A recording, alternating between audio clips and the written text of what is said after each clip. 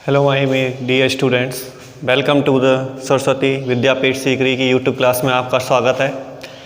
तो हम स्टूडेंट्स बात कर रहे थे फलन के बारे में। हमारी जो क्लासेस आज हमारी फलन की तीसरी क्लास है और हम फंक्शन के बारे में बेसिक कॉन्सेप्ट के बारे में पढ़ रहे थे कि फलन होता क्या है, फलन का संबंध की सहायता से हम फलन को कैसे समझेंगे।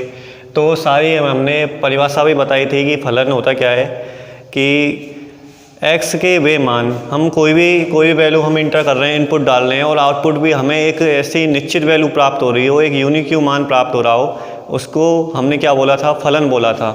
ठीक है, तो हमने डेफिनेशन क्या बताई थी कि x के वे मान जिसके लिए हमें y का एक निश्चित एक यूनिक वैल्यू प्राप्त हो रही हो, तो उस पूरी प्रक्रिया को हम क्या बोलते हैं, फलन बोलते हैं। ठीक है, हमें कैसी वैल्यू प्राप्त नहीं होनी चाहिए, हमें एक अपरिभाषित मान अगर प्राप्त हो रहा है तो उस प्रक्रिया को हम फलन नहीं बोलेंगे। कौन कौन सी वैल्यू प्राप्त हो जाए, इनफाइनाइट अपॉन इनफाइनाइट, 0 अपॉन 0, 1 की पावर इनफाइनाइट। अगर हमें x का मान डालने पर हमें अगर y का मान ये प्राप्त हो रहा है तो उस प्रक्रिया को हम फलन नहीं बोलेंगे। फिर हमने पढ़ा था कि संबंध की सहायता से फलन को कैसे समझा हमने।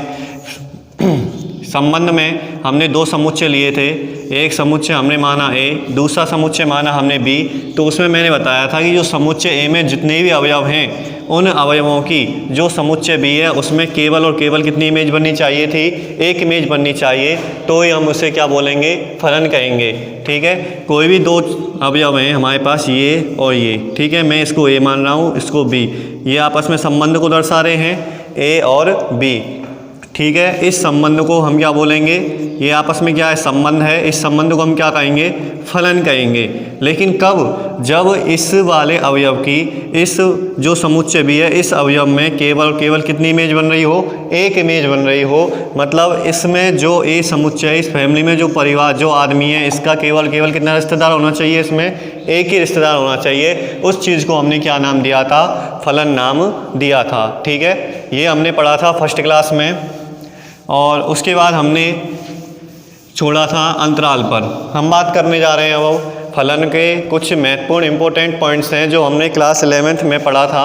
ठीक है, अंतराल, ये अंतराल होता क्या है, अंतराल एक महत्वपूर्ण बिंदु है जो हमारे फलनों में काम आता है और जो हमने क्लास 11th में फर्स्ट एक्सरसाइज समुच्चय में पढ़ा था। इसको इंग्लिश में क्या बोलते हैं, इंटरवल। क्या बोलते हैं बच्चों, इंटरवल। ये अंतराल होता क्या है, सबसे पहले हम समझते हैं। जैसे मैंने कोई कोई पॉइंट लिया, जैसे हम समुच्चय लिखते हैं ना, इसमें दो अवयव लिखते हैं, मैंने लिख दिए a = 1 2, दूसरा मैंने लिख दिया, दूसरा कोष्टक ले लिया 1 2, तीसरा मैंने ब्रैकेट ले लिया 1 2।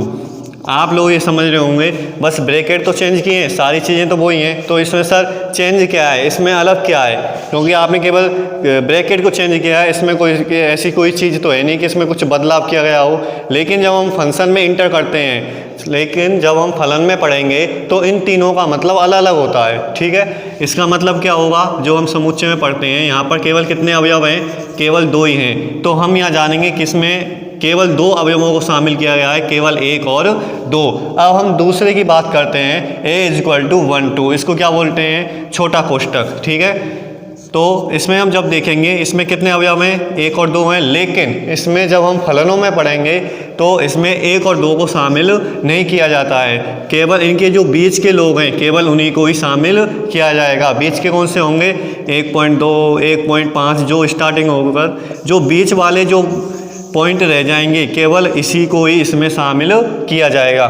जैसे कि मैं एक को यहाँ पर बिठाऊँ तो एक फिसल कर नीचे चला जाएगा, अगर दो को मैं यहाँ बिठाऊँ तो दो फिसल कर नीचे चला जाएगा। बचेंगे क्या, इन दोनों के बीच के पॉइंट, इन दोनों के बीच के नंबर बचेंगे। ठीक है, अगर मैं तीसरे की बात करूँ, 1 और 2, यहाँ कौन सा कोष्टक लगा हुआ है, बड़ा कोष्टक। ठीक है, जैसे बड़े कोष्टक का मतलब होता है कि इसमें एक भी शामिल है, दो भी शामिल है और इसके बीच के जो नंबर हैं वो भी इसमें शामिल किए गए हैं। ठीक है, वैसे नॉर्मल गणित में इन ब्रैकेट से कोई मतलब नहीं होता, फर्क नहीं पड़ता, लेकिन जब हम फलनों में पढ़ते हैं तो इन तीनों ब्रैकेट का, तीनों कोष्टकों का अलग अलग मतलब निकलता है। इन्हीं कोष्टकों के आधार पर हम किसकी बात चर्चा करेंगे, यहाँ पर अंतराल की। ठीक है, तो डियर स्टूडेंट, अब हम अंतराल के बारे में पढ़ेंगे। अंतराल हमारे होते हैं डियर स्टूडेंट 3 प्रकार के। कितने प्रकार के?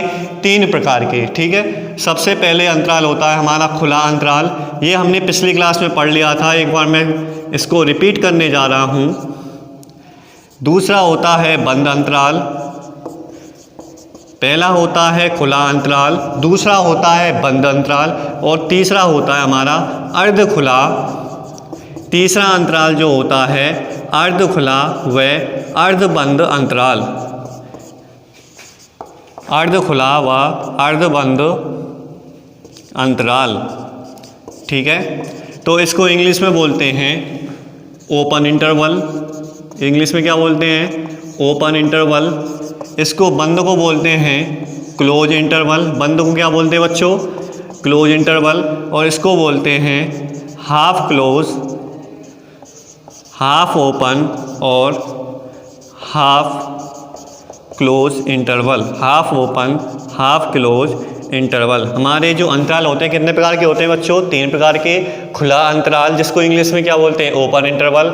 दूसरा होता है बंद अंतराल जिसको इंग्लिश में बोलते हैं क्लोज इंटरवल। और तीसरा होता है अर्ध खुला व अर्ध बंद अंतराल जिसको बोलते हैं half open and half close interval. Sir आपने लिख तो दिया, इनका मतलब क्या होता है? देखो, जो खुला अंतराल होता है इसको हम दर्शाते हैं कोष्ठक से, छोटे कोष्ठक के। किससे दर्शाते हैं? छोटे कोष्ठक से। इसको दर्शाते हैं बड़े कोष्ठक से। किससे दर्शाते हैं? बड़े कोष्ठक से।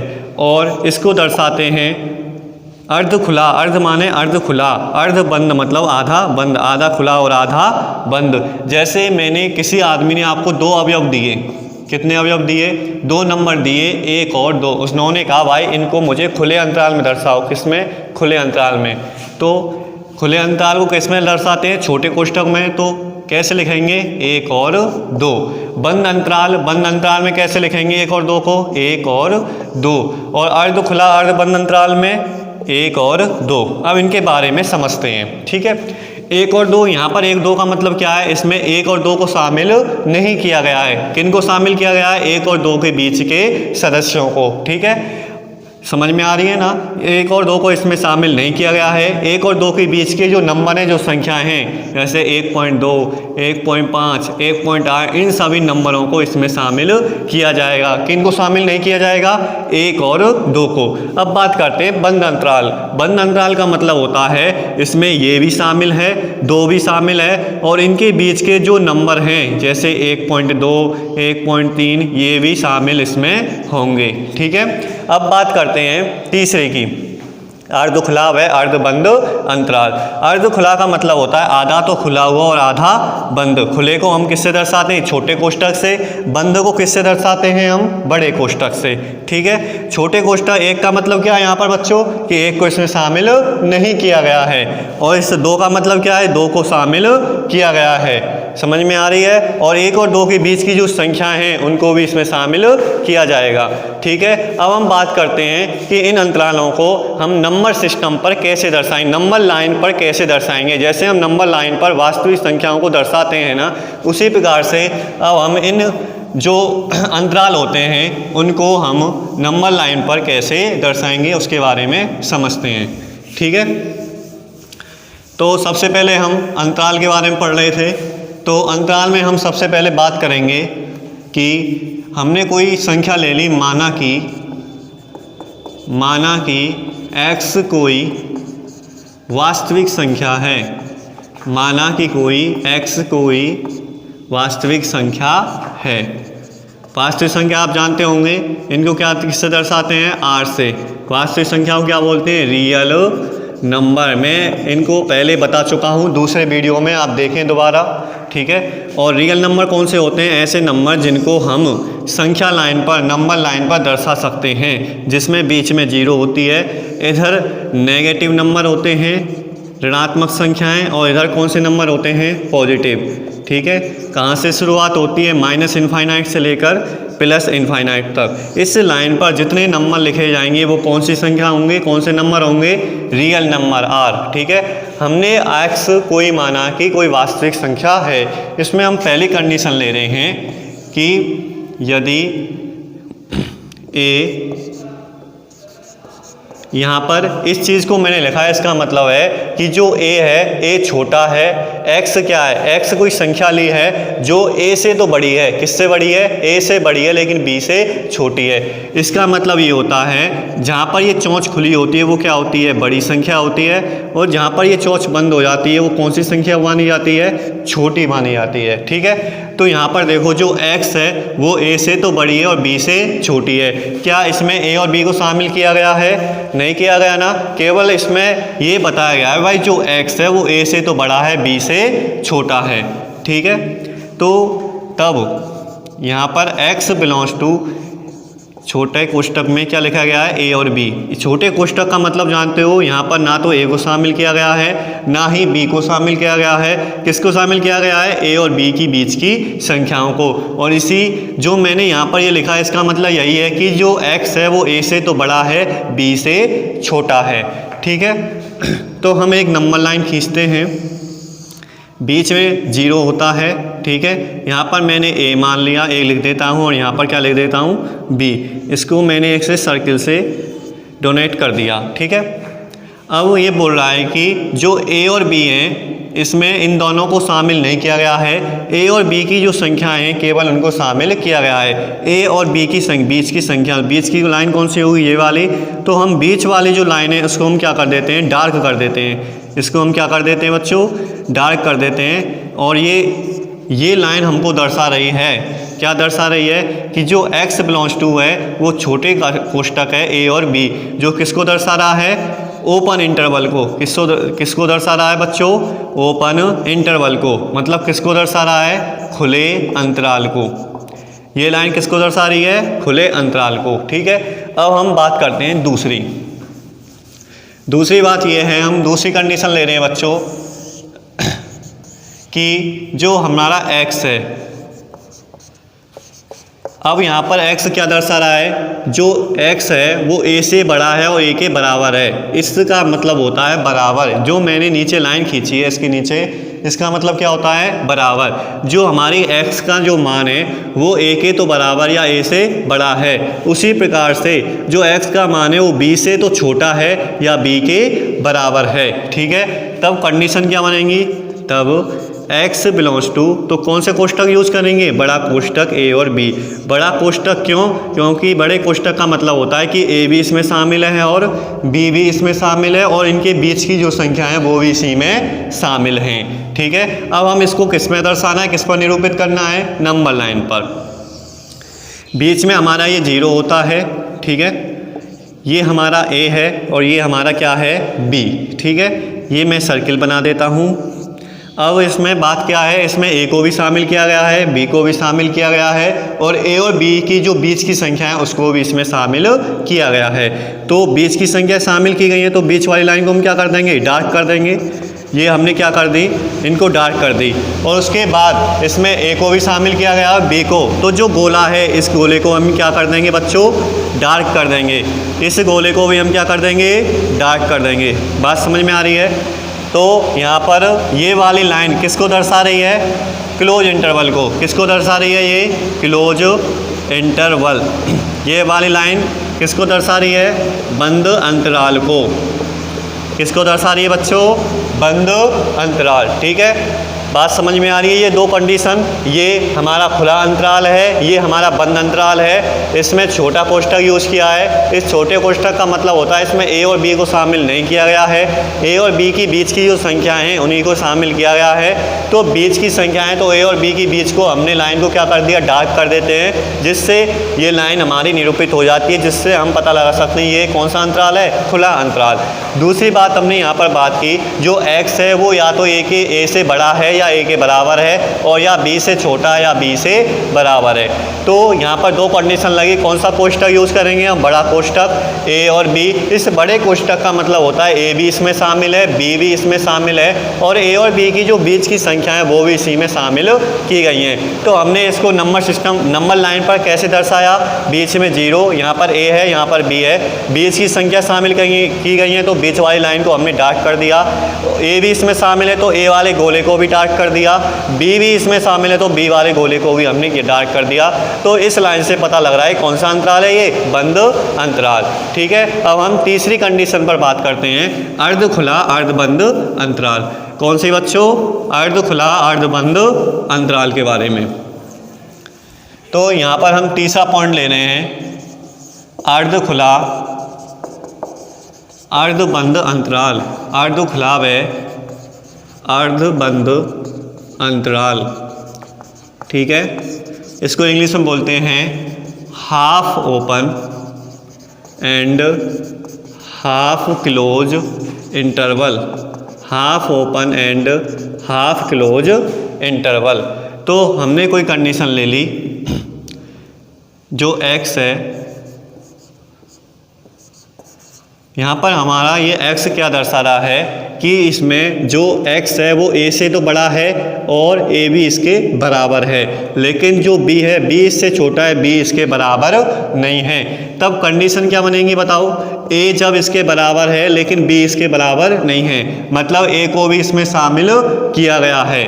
ठीक है, तो यहाँ पर कंडीशन क्या लगाएंगे? बड़ा कोष्ठक लगाएंगे, क्योंकि बड़े कोष्ठक का मतलब है कि जो आगे वाली संख्या है उसी को भी इसमें शामिल किया गया है, और लेकिन b को शामिल नहीं किया गया है, तो b के पीछे हम क्या लगा देंगे? छोटा कोष्ठक। ठीक है, तो इसको नंबर लाइन पर कैसे दर्शाएंगे? ये हमारी नंबर लाइन है, ये 0 लिख दिया हमने, यहाँ पर a है, यहाँ पर b है, इसको मैं गोले सर्किल बना देता हूँ। यहाँ पर देखो, a को तो शामिल किया गया है लेकिन b को शामिल नहीं किया गया, लेकिन a और b के बीच की संख्याओं को इसमें शामिल किया जाता है। ठीक है, ये बीच की लाइन को हम क्या कर देंगे? डार्क कर देंगे। ये बीच की लाइन को हमने क्या कर दिया बच्चों? डार्क कर दिया। किसको शामिल किया गया है? केवल a को, केवल a वाले गोले को डार्क कर देंगे, b वाले को हम छोड़ देंगे क्योंकि b को इसमें शामिल नहीं किया गया है। अब हम दूसरा एग्जाम्पल समझते हैं, दूसरा तरीका इसी में ही। अब यहाँ पर देखो, a जो हमारा x है वो a से बड़ा है, ठीक है, लेकिन a इसके बराबर नहीं है। यहाँ पर जो देखो x है जो b से छोटा है और b के बराबर भी है। ठीक है, तब कंडीशन क्या बनेंगी? तब x बिलोंग्स टू, यहाँ पर a को शामिल नहीं किया गया है, कौन सा कोष्ठक लेंगे? छोटा, नहीं किया गया है छोटा कोष्ठक a, लेकिन b को शामिल किया गया है, तो b के पीछे हम क्या लेंगे? जिसको शामिल किया जाता है उसके पीछे बड़ा कोष्ठक, जो शामिल नहीं है उसको छोटा कोष्ठक। ठीक है, अब हम लेते हैं नंबर लाइन, ये 0, यहाँ पर a और यहाँ पर b, ये बड़ा कोष्ठक ले लिया हमने, बड़े गोले ले लिए। ठीक है, तो यहाँ पर a को शामिल नहीं किया गया है, b को शामिल किया गया है, और वो भी संख्या इसमें शामिल होती हैं a और b के बीच की, a और b के बीच की भी शामिल है। तो इसको हम लाइन को क्या कर देंगे बच्चों? डार्क कर देंगे। क्या कर देंगे? डार्क कर देंगे। किसको शामिल किया गया है? केवल b को, तो b वाले सर्किल को हम क्या कर देंगे? डार्क। b वाले सर्किल को हम क्या कर देंगे? डार्क। तो यहाँ से इस लाइन से पता लग रहा है कि जो ये दोनों जो लाइन मैंने बनाई हैं इनसे पता लग रहा है कि ये कौन सा इंटरवल है? हाफ क्लोज या हाफ ओपन इंटरवल। ठीक है, अर्ध खुला अंतराल अथवा अर्ध बंद अंतराल।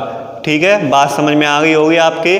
जो चीज़ शामिल है उसको बड़े कोष्ठक से, जो चीज़ शामिल नहीं है उसको छोटे कोष्ठक से, लेकिन कोई भी कोष्ठक हो, लेकिन उन दोनों की जो बीच की संख्याएं होती हैं वो हमेशा इसमें शामिल की जाती हैं। बात समझ में आई?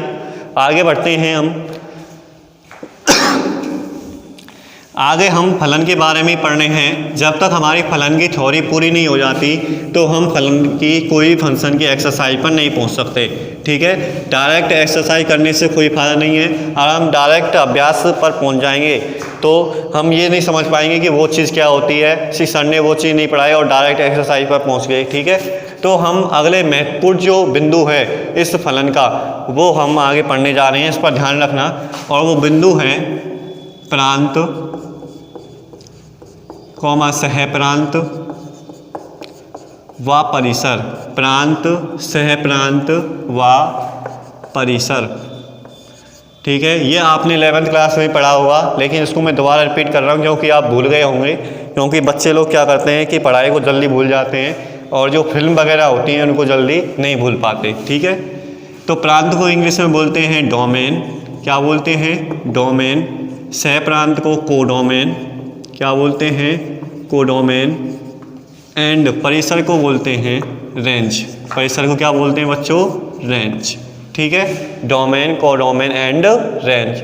अब पढ़ते हैं इसके बारे में कि प्रांत होता क्या है, सह प्रांत क्या होता है, और ये तीनों शब्द हैं क्या। ये नए नए तो शब्द हैं लेकिन इनका मतलब क्या होता है। ठीक है, आगे हम बात करेंगे। एक परिभाषा लिख लेते हैं। माना कि कोई फलन है f such that a to b। ठीक है, माना कि कोई फलन f such that a to b समुच्चय a फलन का प्रांत, समुच्चय a फलन का प्रांत व समुच्चय b फलन का सह प्रांत तथा समुच्चय ए के अवयव, समुच्चय ए के अवयव फलन f के अंतर्गत, फलन f के अंतर्गत प्रतिबिंबों का समुच्चय, प्रतिबिंबों का समुच्चय परिसर कहलाता है। क्या कहलाता है? परिसर कहलाता है। अब शायद ये आपको ये लाइन जो लिख रहा हूँ आपको बिल्कुल ही समझ में नहीं आ रहे होंगे कि इनका मतलब क्या है। ठीक है, कि माना कि कोई फलन लिया है हमने a to b, आप इसके बाद हम जानते होंगे ये फंक्शन है, फलन है, और जो दर्शा रहा है समुच्चय a और b के बीच के संबंध को। समुच्चय a फलन का प्रांत कहलाएगा। जो समुच्चय a होगा वो क्या बोलेंगे? उसको प्रांत। जो समुच्चय b होगा उसको बोलेंगे फलन का सह प्रांत। और जो समुच्चय a के अवयव की जो इमेज बनेगी b में, उन इमेज को हम क्या बोलेंगे? परिसर। इसको चलो अच्छे तरीके से और समझते हैं एग्जाम्पल से। ठीक है, आप चाहे इसका स्क्रीनशॉट ले सकते हैं जिससे कि आपको नोट्स लिख लें, और आपको अगर मैं कुछ आगे पढ़ाना हो तो आओ आपकी समझ में आ जाए, और मैं आपके जो नोट्स हैं उनकी मैं PDF बनाकर आपके ग्रुप में डाल दी जाएगी। ठीक है, तो हम इसके बारे में समझते हैं ये लाइन कहना क्या चाह रही है। ठीक है, मैं दो एग्जाम्पल ले रहा हूँ बच्चों। a बराबर -2 -1 0 1 2 3। ठीक है, और दूसरा समुच्चय ले रहा हूँ मैं -4 -3 -1 0 1 2 3 4 5 6। ये दो समुच्चय हैं और इन दोनों के बीच में मुझे क्या दर्शाना है? संबंध को दर्शाना है। क्या दर्शाना है बच्चों? संबंध को। ठीक है, इसको समझने के लिए मुझे साफ करना पड़ेगा। शायद आपने ये स्क्रीनशॉट ले लिया होगा इसका। ठीक है, इसको मैं साफ कर देता हूँ और अच्छी तरह से इससे समझते हैं, जो हमेशा आगे के लिए माइंड में सेटअप हो जाएगा इसका। ठीक है, तो मैंने दो एग्जाम्पल लिए हैं। a इक्वल टू क्या लिया है बच्चों? मैंने -2 -1 0 1 2 3 4। ठीक है, और दूसरा एग्जाम्पल ले रहा हूँ b इक्वल टू -3 -2 -4 -3 -2 -1 0 1 2 3 4 5 6।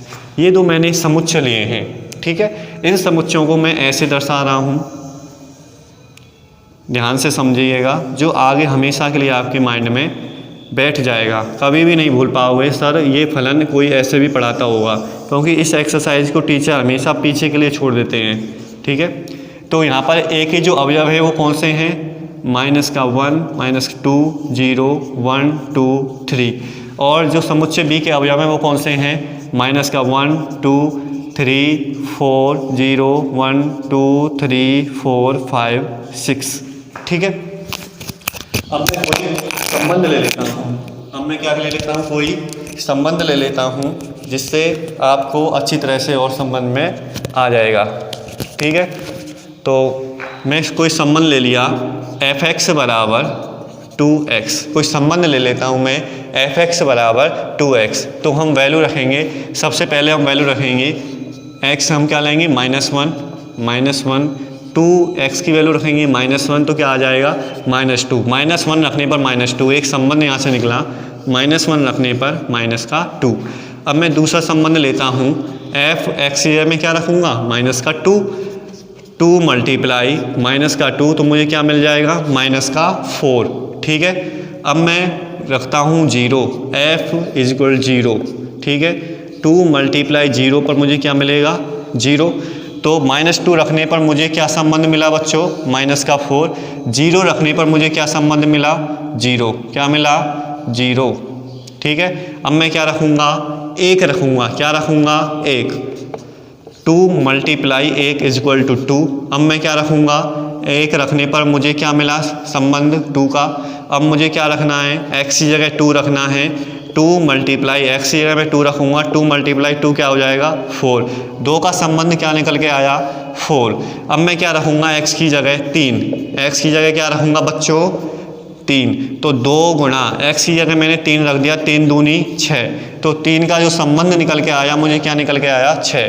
ठीक है, ये मैंने कोई संबंध लिया है f(x) = 2x और इन सारे जो अवयव हैं समुच्चय A के। ठीक है, -1 रख दिया मैंने, -1 रखेंगे, 2 गुणा x की जगह -1 रखा तो -2 आ गया, मतलब -1 रखने पर मुझे क्या मिला -2।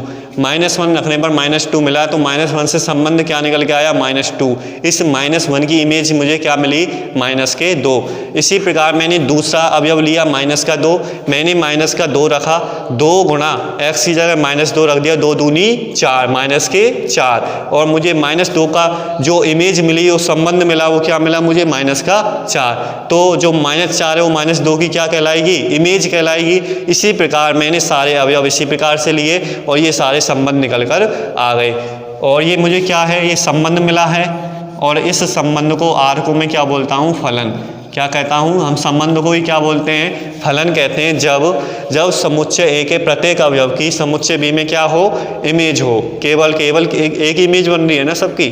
ठीक है, अब बात करते हैं आगे की तरफ कि सर हम बात कर रहे हैं प्रांत सहप्रांत परिसर की, इसमें आपने एग्जाम्पल लिया है तो इसका मतलब क्या है एग्जाम्पल का। ठीक है, तो जो प्रांत होता है, जो समुच्चय A है, समुच्चय A में जितने भी अवयव हैं जो आपको देख रहे हैं, इन अवयवों को सभी को हम क्या बोलते हैं बच्चों प्रांत। क्या बोलते हैं प्रांत। ठीक है, जो समुच्चय A है, समुच्चय A में जितने भी ये अवयव दिख रहे हैं इन सबको क्या बोलते हैं प्रांत। इसी प्रकार यहाँ पर आ जाओ दूसरे में B पर, B में जितने भी ये अवयव दिखाई दे रहे हैं आपको ये पूरे, इन सभी अवयवों को हम क्या बोलते हैं सहप्रांत। क्या बोलते हैं सहप्रांत। और इन जो अवयव हैं -1 -2, इनका जो संबंध जिन लोगों से है, इस -1 का संबंध किससे है -2 से। जो ये संबंध दिखाई दे रहे हैं -2 या से -4, इन संबंधकों को जो इमेज हमें मिल रही है, इमेज को ही क्या बोल रहे हैं हम, इमेज को क्या बोलेंगे परिसर। इन इमेज को क्या बोलेंगे परिसर। एक ऐसे प्रैक्टिकल तरीके से समझते हैं, ये एक घर का मुखिया है, इस घर के मुखिया में जितने भी जो लोग रह रहे हैं, जितने ये सारे लोग, ये सभी लोग क्या कहलाएंगे प्रांत। दूसरे घर पर आ जाओ, दूसरे घर का मुखिया कौन है ये B है, और इस घर में इस फैमिली में जितने लोग रह रहे हैं ये सारे लोग, ये सभी लोग क्या कहलाएंगे सहप्रांत। और यहाँ पर आ जाओ दोबारा, इस घर में जितने भी लोग रह रहे हैं इन सभी के जो रिश्तेदार यहाँ पर जो मैच खा रहे हैं, इन सब के जो सगे संबंधी हैं, जैसे -1 का संबंधी कौन है -2 का संबंधी कौन है -4, इन सभी के जो रिश्तेदार जो इस घर में बैठे हैं, उन्हीं सभी रिश्तेदारों को हम क्या बोलेंगे परिसर। क्या बोलेंगे परिसर। शायद आपको ये बात समझ में आ गई होगी।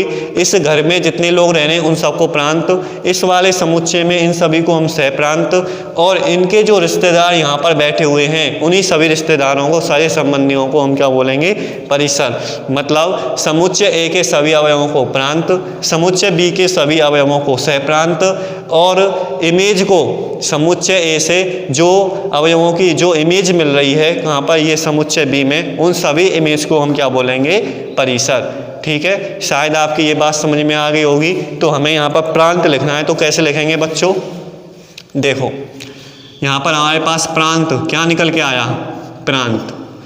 क्या है यहाँ पर अवयव कौन कौन से हैं, मैंने बताया ना समुच्चय में जितने लोग हैं वो सभी क्या कहलाएंगे प्रांत।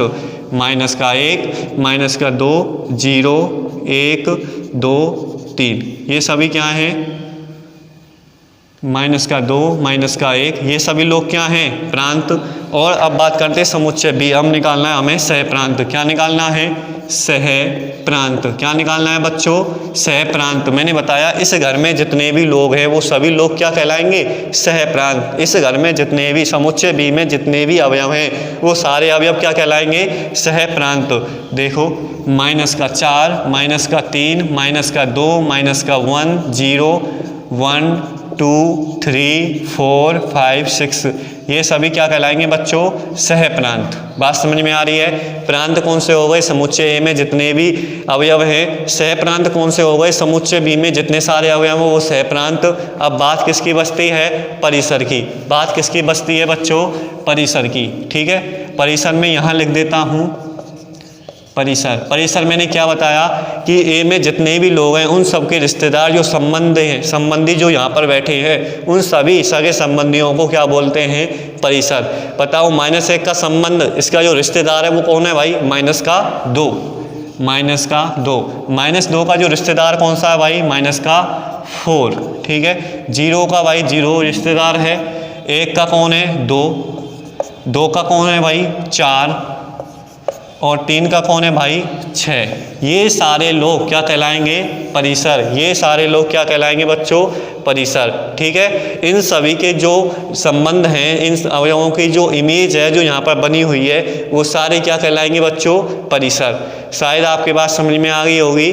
ठीक है, प्रांत, सह प्रांत और परिसर क्या होता है, समुच्चय ए के सारे अवयव प्रांत, समुच्चय बी के जो सारे अवयव हैं वो सह प्रांत, और समुच्चय ए के अवयवों की जो संबंध बना रहे हैं समुच्चय बी के अवयवों के साथ वो इमेज, वो क्या कहलाएंगे, सारे परिसर। ठीक है, बात समझ में आ गई होगी। प्रांत, सह प्रांत और परिसर। ठीक है, इसको एक और तरीके से और समझते हैं जिससे आपके माइंड में अच्छी तरह से बैठ जाएगा।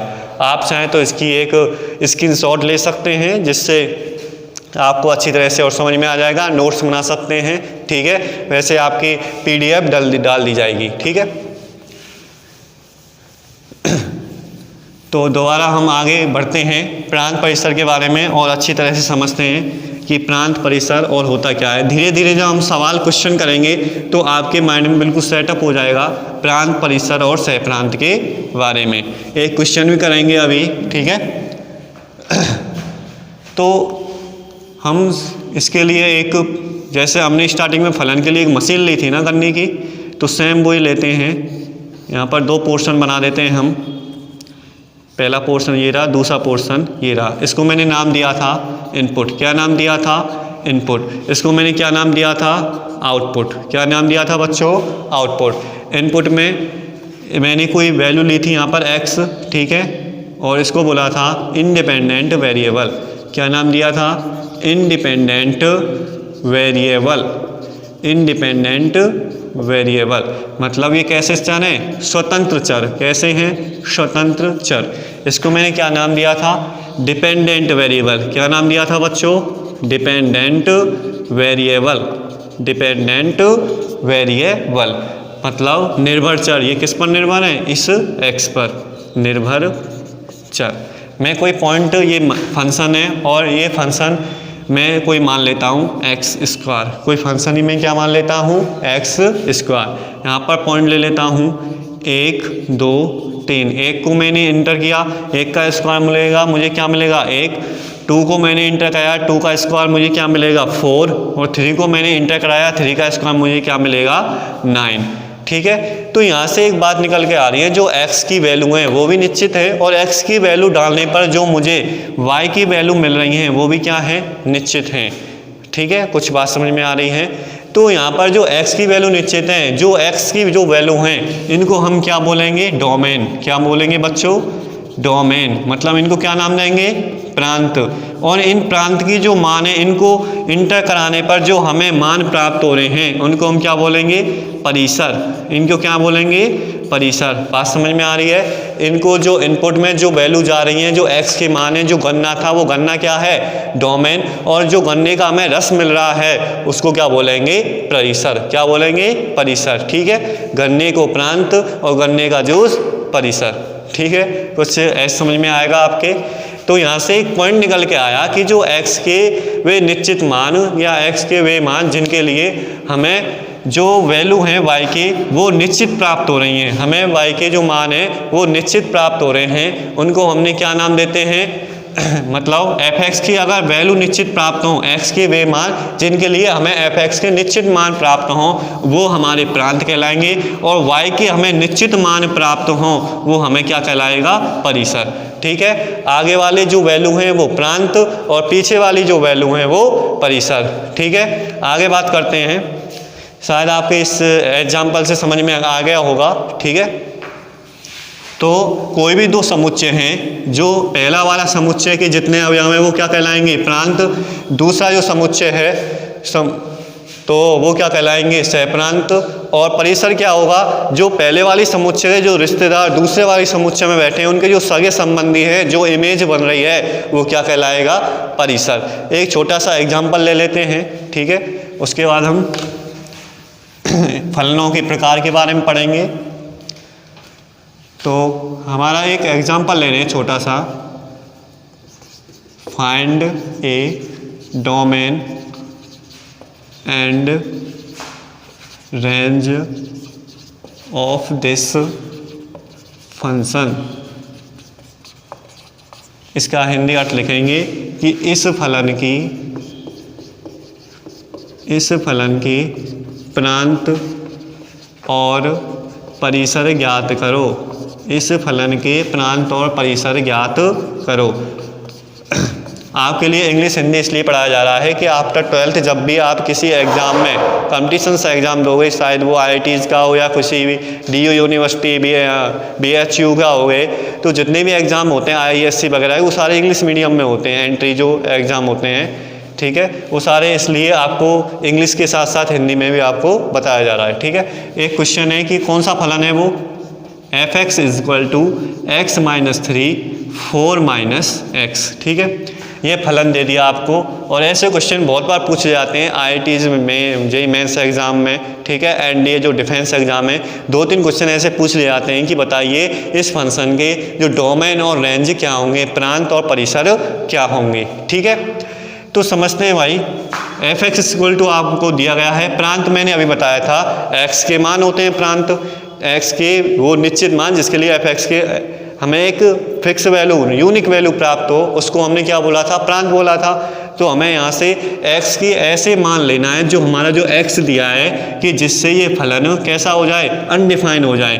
ठीक है, जिसके मतलब जो मान है वो कैसा प्राप्त हो, अपरिभाषित। ठीक है, उस वैल्यू को हटाकर जो हमारे दूसरी जो जितने रियल नंबर होंगे, संख्याएं होंगी, वो सारे क्या होंगी, इसकी डोमेन कहलाएंगी। ठीक है, चलो समझते हैं। तो हमने यहाँ पर x का मान हमने क्या ले लिया, 4 ले लिया, तो यहाँ पर 4 रखेंगे, x की जगह 4 रख दिया, 4 - 3, x की जगह हमने 4 रख दिया, 4 में से 3 गया तो 1, और 4 में से 4 गए तो 0। जब भी किसी संख्या में 0 का भाग देते हैं तो हमें क्या मिलता है बच्चों, इनफाइनाइट, अपरिभाषित मान। क्या मिलता है, अपरिभाषित मान। ठीक है, जिसका कोई निश्चित वैल्यू नहीं हो। ठीक है, और हमने फंक्शन में क्या पढ़ा है कि हमें ये इस प्रकार की वैल्यू नहीं मिलनी चाहिए, अगर इस प्रकार के मान मिल रहे हैं तो वो फलन कभी नहीं होगा। ठीक है, तो हमें किसका मान रखने पर, x का मान 4 रखने पर हमें अपरिभाषित मान आ रहा है, तो हमें पता लग गया भाई हमें यहाँ पर 4 नहीं लेना है, 4 के अलावा जितनी भी संख्याएं हैं वो सारी चल जाएंगी, क्योंकि उन संख्याओं को अगर मैं इसमें पुट करूँगा तो हमारा अनिश्चित मान प्राप्त नहीं होगा, कुछ ना कुछ निश्चित मान ही प्राप्त होगा। ठीक है, तो यहाँ पर ये कैसी अवस्था में भिन्न के रूप में है, और यहाँ पर मुझे जो डोमेन है, प्रांत है, वो कैसा नहीं मिलना चाहिए, 0। अगर नीचे 0 मान आ गया तो वो कैसा मान हो जाएगा, अपरिभाषित। ठीक है, तो जो प्रांत के नीचे जो इसको क्या बोलते हैं, फ्रैक्शन में अंश, और इसको क्या बोलते हैं, हर। हर हमारा कैसा नहीं होना चाहिए, नॉट = 0। ठीक है, यहाँ पर हर क्या है हमारा, 4 - x, नॉट = 0। ठीक है, इस 4 को मैं इधर लाऊंगा तो कैसा मिलेगा मुझे, -4, माइनस से माइनस कटा तो x का जो मान है वो 4 के बराबर नहीं होना चाहिए।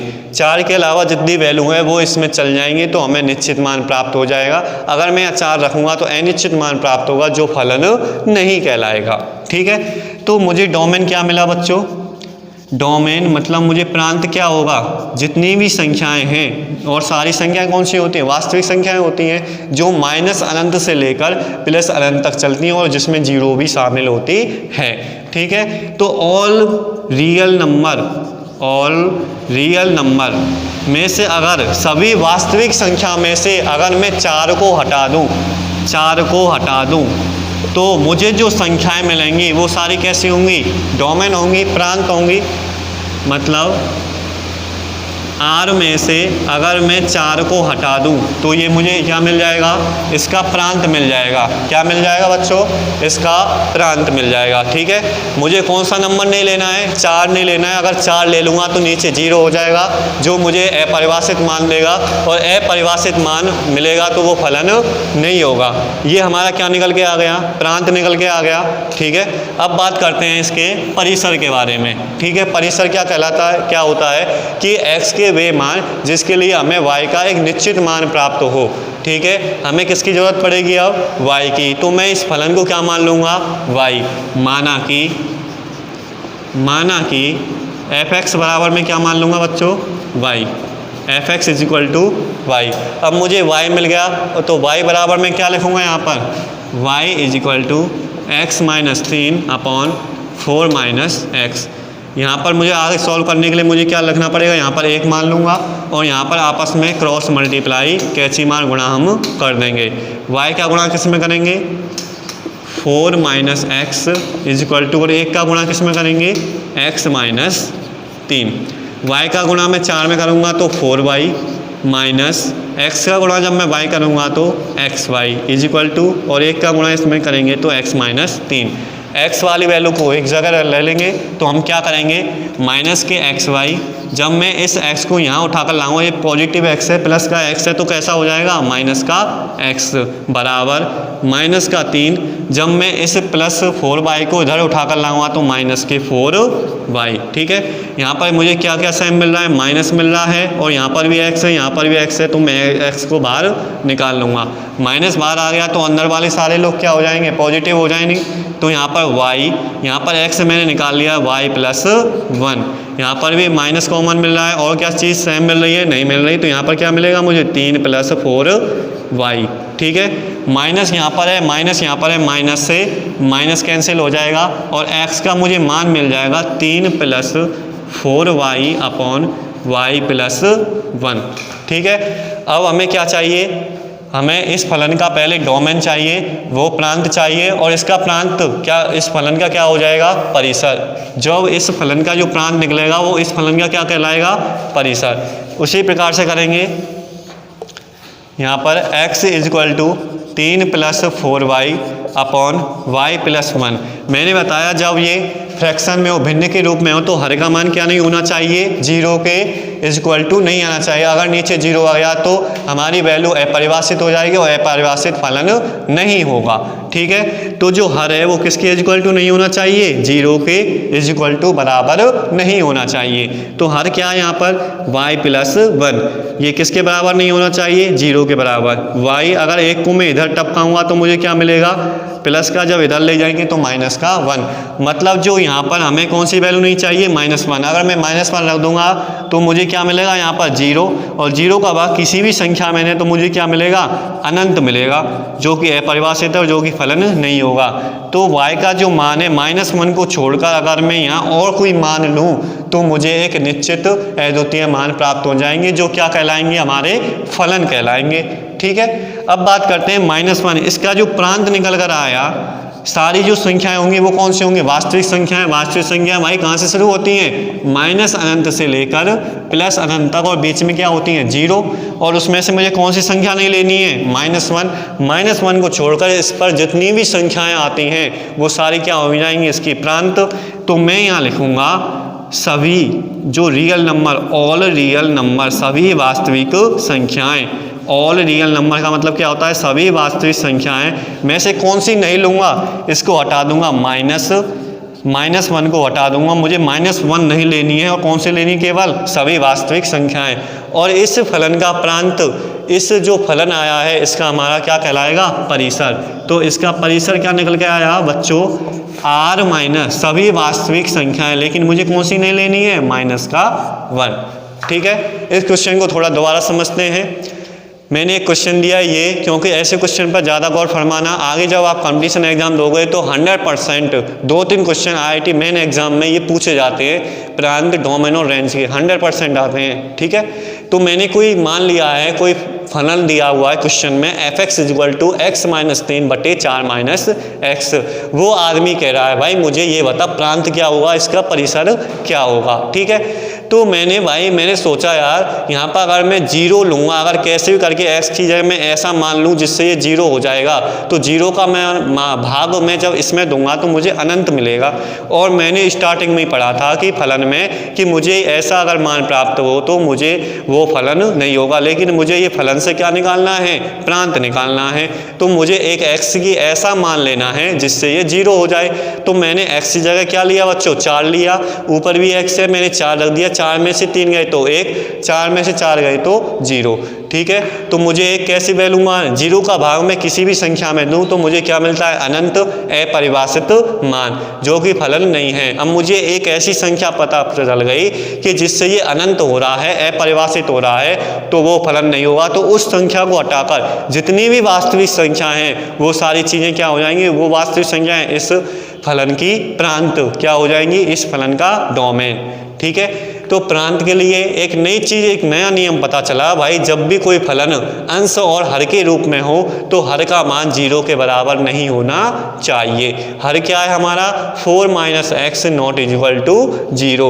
-x जब 4 को मैं पॉजिटिव को इधर लाऊंगा, माइनस का 4 हो जाएगा, माइनस माइनस कैंसिल हो जाएगा, तो x का मान 4 नहीं होना चाहिए। 4 के अलावा जितनी भी वास्तविक संख्याएं वो सारी चीज़ें क्या कहलाएंगी, प्रांत कहलाएंगी। तो ऑल रियल नंबर, सभी वास्तविक संख्या में से अगर मैं 4 को हटा दूं तो वो क्या कहलाएगा, इसका प्रांत। और रियल नंबर में से अगर वास्तविक संख्या में से मैं 4 को हटा दूं तो क्या कहलाएगा, प्रांत। पहली बात पूरी होती है। दूसरी बात है परिसर। परिसर क्या होता है कि अगर मैं कोई x के मान रख दूं और मुझे x के मान रखने में y का मुझे मान जो है वो निश्चित मिल जाए, एक यूनिक वैल्यू मिल जाए, तो उसे हम क्या कहते हैं, परिसर कहते हैं। तो मुझे y चाहिए, तो y के लिए मैंने इस फलन को क्या मान लिया, माना कि fx बराबर y।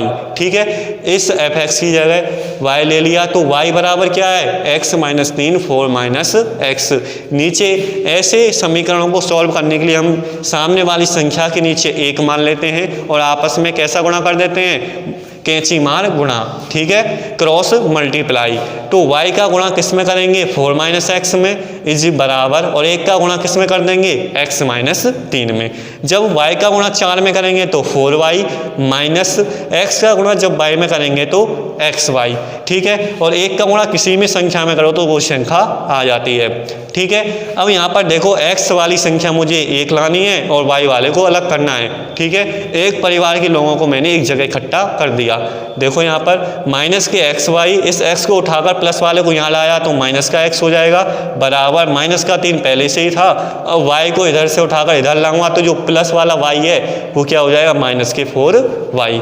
अब यहाँ पर जो माइनस यहाँ भी है, माइनस यहाँ भी है, मैंने माइनस कॉमन ले लिया, x यहाँ भी है और x यहाँ भी है तो x मैंने कॉमन ले लिया।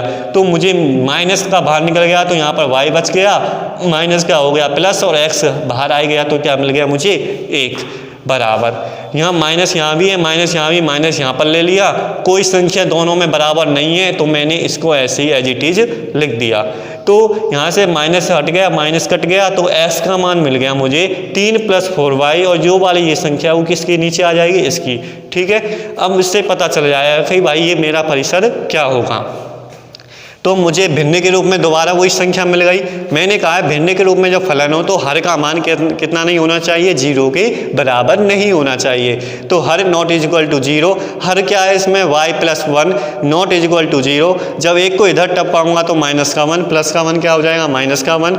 ठीक है। तो इसका जो फलन का प्रांत निकल के आ रहा है कि -1 को छोड़कर आप और कोई भी संख्या लो तो वो भी क्या हो जाएंगी, वो एक निश्चित मान मुझे मिल जाएगा, सेम एज इट इज इसकी तरह, ठीक है। तो इसका प्रांत निकल के आ गया ये। अब इसका प्रांत इस फलन का क्या कहलाएगा, क्या होगा, ये परिसर होगा, क्योंकि मैंने बताया कि जो y है वो क्या कहलाता है, परिसर कहलाता है, ठीक है। तो y का जो मान आया वो क्या होगा, -1 नॉट इक्वल टू होना चाहिए, ठीक है। तो परिसर क्या होगा, इसका जो प्रांत ये निकल के आया किस वाले फलन का, इस वाले फलन का, और इस वाले फलन का जो प्रांत होगा इस वाले फलन का क्या कहलाएगा, परिसर, क्या कहलाएगा, परिसर। तो परिसर क्या होगा, सारी जो वास्तविक संख्या है वो तो होंगी, लेकिन उसमें मुझे कौन सी नहीं लेनी है, -1 को हटा दिया, -1 वो क्या कहलाएगा, प्रांत और परिसर। ऐसे क्वेश्चन सबसे ज़्यादा आपके कंपटीशन एग्जाम में बहुत पूछे जाते हैं।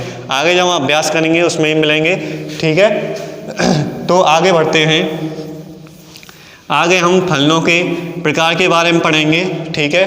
फलन कितने प्रकार के होते हैं और आप इस सवाल को अच्छी तरह से समझाना, और मैं दोबारा नेक्स्ट क्लास में इस सवाल को अच्छी तरह से समझाऊंगा, ठीक है। और आगे 1-2 क्वेश्चन डेली आपको होमवर्क के लिए दिया जाएगा, ठीक है, जिससे कि आपको नॉलेज मिल सके, क्योंकि जब तक आप क्वेश्चन अपने हाथ से नहीं करोगे तब तक आगे आप पर कोई भी क्वेश्चन नहीं हो पाएगा। सबसे पहले बात होती है कि उस चीज़ के बारे में जानना। सबसे पहले आप थ्योरी जान गए तो आपकी जो क्वेश्चन है, जो चीज़ आपसे पूछी जा रही है वो आपके दिमाग से आसानी से सॉल्व हो जाती है, ठीक है। क्योंकि कोई ऐसी चीज़ तो है नहीं, ऐसी सब्जेक्ट आपने रट लिया और पेपर में छाप दिया, ठीक है। ये मैथ्स है, मैथ्स जब तक आपके कॉन्सेप्ट क्लियर नहीं होंगे जब तक आप सवाल को आगे नहीं कर पाओगे, ठीक है। अब हम बात कर रहे हैं फलन के बारे में बात कर रहे थे और फलन के प्रकार, ठीक है। और जो हमारे जो फलन के प्रकार के बारे में हम नेक्स्ट क्लास में पढ़ेंगे। जो फलन होते हैं वो हमारे इसके जो प्रकार हैं वो मुख्य रूप से 4 प्रकार के होते हैं, इसके बारे में पढ़ेंगे, ठीक है। Thank you very much. और आगे कल से आपको होमवर्क दिया जाएगा और जो फलनों के प्रकार के बारे में कल आपको पढ़ाया जाएगा, ठीक है। अगर कोई प्रॉब्लम हो किसी सवाल में, कोई क्वेश्चन में, तो आप कमेंट कर सकते हैं, ठीक है। आप बाय चांस बिना झिझके किसी भी क्वेश्चन को पूछ सकते हैं, ठीक है। मैं पहले बेस से लेकर आपको स्टेप बाय स्टेप आगे चलेंगे और पीछे जब आपकी यूनिट्स पूरी हो जाएंगी तो हम कंपटीशन एग्ज़ाम के जो क्वेश्चंस होते हैं उनको कराएंगे, ठीक है। तो इस चैनल को सब्सक्राइब करें, जितना शेयर हो सके शेयर करें, ठीक है, जिससे और जल्दी शायद आपकी ऑफलाइन क्लास शुरू हो जाएं तो बेटर रहेगा, क्योंकि ऑनलाइन में आप शायद, क्योंकि जब फैमिली का प्रेशर नहीं होता ना जब माइंड पर, तो कुछ नहीं हो पाता है, ठीक है। तो थैंक यू वेरी मच।